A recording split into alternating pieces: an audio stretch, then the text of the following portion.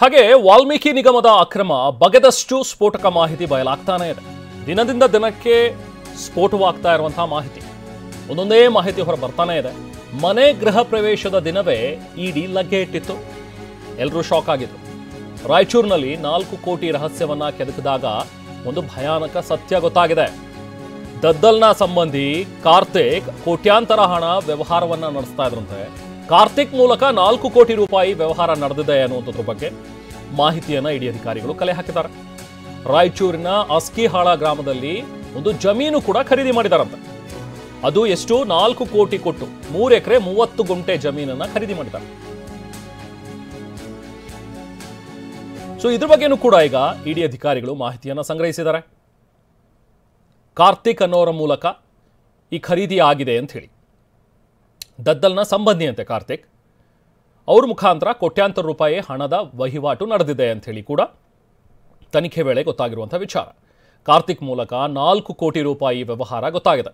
ಅಂದರೆ ಇವರನ್ನ ಮಧ್ಯವರ್ತಿಯಾಗಿ ಬಳಸಿಕೊಂಡು ಕಾರ್ತಿಕ್ ಮುಖಾಂತರ ಸುಮಾರು 4 ಕೋಟಿ ರೂಪಾಯಿಗಳನ್ನು ಕೊಟ್ಟು 3 ಎಕರೆ 30 ಗುಂಟೆ ಜಮೀನನ್ನು ದದ್ದಲ್ ಅವರು ಖರೀದಿ ಮಾಡಿದರೆ ಅವರ ಪುತ್ರನ ಹೆಸರಿನಲ್ಲಿ ಅನ್ನುವಂಥದ್ದು ಕೂಡ ಈಗ ಒಂದು ಅಂಶ ಬೆಳಕಿಗೆ ಬಂದಿರುವಂಥದ್ದು. ಯಾರಿಂದ ಪಡೆದಿದ್ರು? ಲಕ್ಷ್ಮೀದೇವಿ ಅನ್ನೋರ ಹೆಸರಲ್ಲಿದ್ದಂಥ ಒಂದು ಜಮೀನು. ಲಕ್ಷ್ಮೀದೇವಿ ಎಂಬ ಮಹಿಳೆಯಿಂದ ಜಮೀನನ್ನ ಇವರು ಖರೀದಿ ಮಾಡ್ತಾರೆ. ಕಾರ್ತಿಕ್ ಮತ್ತು ಆಂಜನೇಯ ಅವರ ಹೆಸರಿನಲ್ಲಿ ಜಮೀನು ರಿಜಿಸ್ಟ್ರೇಷನ್ ಆಗಿದೆ. 25 ಲಕ್ಷದ ರೀತಿ 3 ಚೆಕ್ ಲಕ್ಷ್ಮೀದೇವಿಯವರಿಗೆ ಕಾರ್ತಿಕ್ ಕೊಟ್ಟಿದ್ದಂತೆ.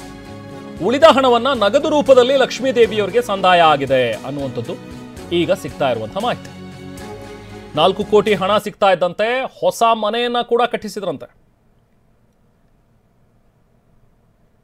ಸೊ ಇದು ಲಕ್ಷ್ಮೀದೇವಿಯವರ ಫೋಟೋ ಕೂಡ ತಾವೇನು ನೋಡ್ತಾ ಇದ್ದೀರಿ. ಲಕ್ಷ್ಮೀದೇವಿಯವರ ವಿಡಿಯೋನ ಗಮನಿಸಬಹುದು. ಇವರಿಂದ ಆಸ್ತಿಯನ್ನು ಖರೀದಿ ಮಾಡಿದ್ದಾರೆ, ಜಮೀನನ್ನು ಖರೀದಿ ಮಾಡಿದ್ದಾರೆ. 4 ಕೋಟಿ ರೂಪಾಯಿಯನ್ನು ಕೊಟ್ಟು ಜಮೀನು ಖರೀದಿ ಮಾಡಿರುವಂಥದ್ದು. ಆದರೆ ಗೌರ್ಮೆಂಟ್ ವ್ಯಾಲ್ಯೂ ಏನಿದೆ ಅಥವಾ ರಿಜಿಸ್ಟ್ರೇಷನ್ಗೆ ಬೇಕಾಗಿರುವಷ್ಟು ಮಾತ್ರ ಅಮೌಂಟನ್ನು ತೋರಿಸಿ ಅಷ್ಟು ಮಾತ್ರ ಇವರಿಗೆ ವೈಟ್ ಮನಿ ಹೋಗಿರೋದು. ಅಂದರೆ 25 ಲಕ್ಷದ ರೂಪಾಯಿಯಲ್ಲಿ 25 ಲಕ್ಷ ಅಂಥೇಳಿ 3 ಚೆಕ್ಕನ್ನು ಕೊಟ್ಟಿದ್ದಾರಂತೆ.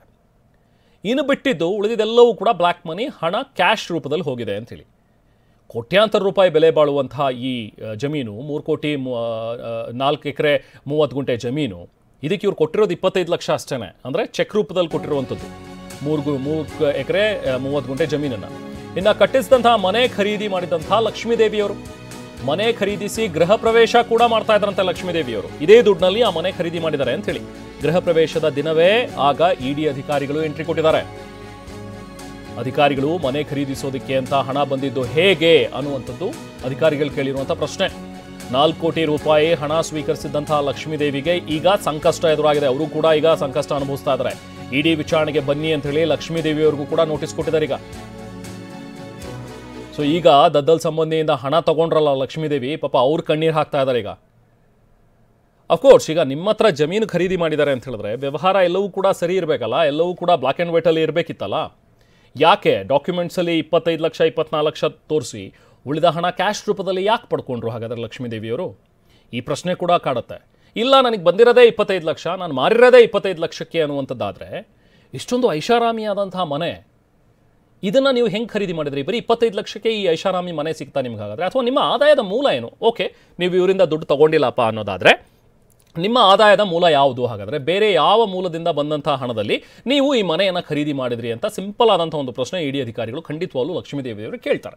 ಅದಕ್ಕೆ ಅವರು ಉತ್ತರವನ್ನು ಕೊಟ್ಟರೆ ಅವರಿಗೆ ಸೋರ್ಸ್ ಆಫ್ ಇನ್ಕಮ್ ಬೇರೆ ಏನಾದರೂ ಇದ್ದು ಅಲ್ಲಿಂದ ನನಗೆ ಹಣ ಬಂತು, ಸೊ ಹಾಗಾಗಿ ನಾನು ಈ ಮನೆಯನ್ನು ತೊಗೊಂಡೆ ಅನ್ನುವಂಥದ್ದಾದರೆ ಸೊ ಅವರಿಗೆ ಸಂಕಷ್ಟ ಸ್ವಲ್ಪ ಕಮ್ಮಿ ಆಗುತ್ತೆ. ಬಟ್ ಈಗ ಸದ್ಯಕ್ಕೆ ಸಂಕಷ್ಟ ಲಕ್ಷ್ಮೀದೇವಿಯವರಿಗೂ ಕೂಡ ಇದೆ. ಯಾಕಂದರೆ ಇಡಿ ಅಧಿಕಾರಿಗಳು ಅವ್ರಿಗೂ ಕೂಡ ವಿಚಾರಣೆಗೆ ಕರೆದಿದ್ದಾರೆ.